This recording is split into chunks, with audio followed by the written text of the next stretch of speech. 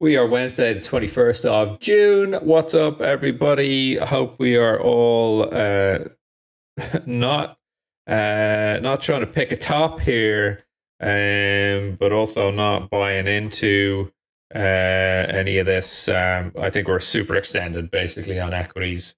Just saw a nice little pop here on oil, which we sold. Let's see how long we can stay in this. But let's get into it. So moving from left to right on Nasdaq. Here we are. I think we're so extended right now. Levels I'm looking at 15,250 short.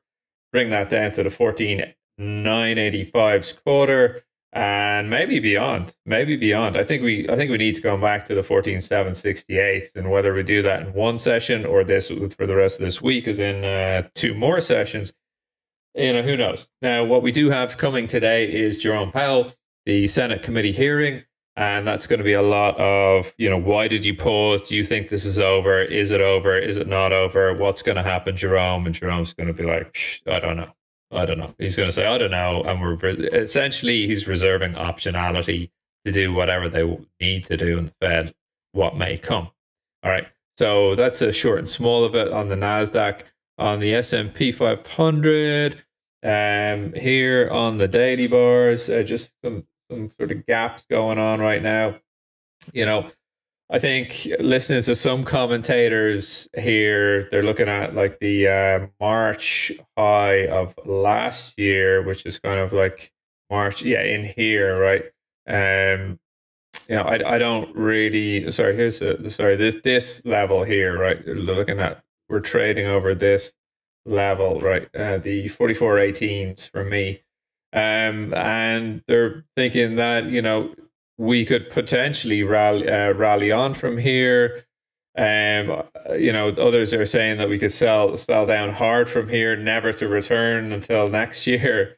Just think we're super extended, and I tend to not really enjoy buying up here. Should we kind of flush out more trade as we did yesterday below 44.18s? And then come back up above 18s, I may be coaxed into going for a long, and I'm not going to look for a multi-day swing out of that. Just, we're day trading here on these things. So important levels for me though, 43.85s on the pullback, might be interested in a long there. And 43.69s, it might be interested in a long there. But ultimately, I'm actually not going to trade this thing really until we kind of pull back to any of these levels here. So that's it on the S&P 500. And already today you're seeing, PVAL coming in there at the 8 o'clock bell, bid up. We are balanced above this area, which is what, 44.27s. We are largely balanced above here since last Thursday.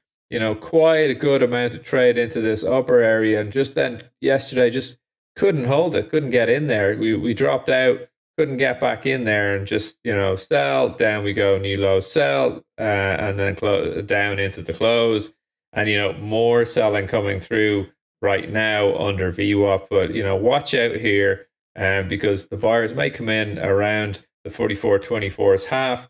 But personally speaking, I think if we need to pick up buyers here again, they will be asked to reach into the seat rest pocket and take out that sick bag, and they're going to puke.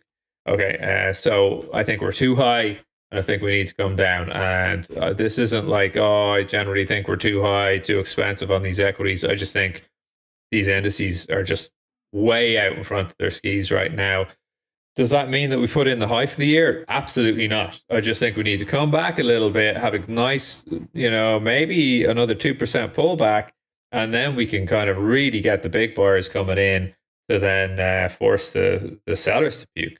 On the Dow, similar story on the Dow. I'm looking for 34.127s to trade for buyers to come in, and I'd be looking at shorts on 34.466 on the upside.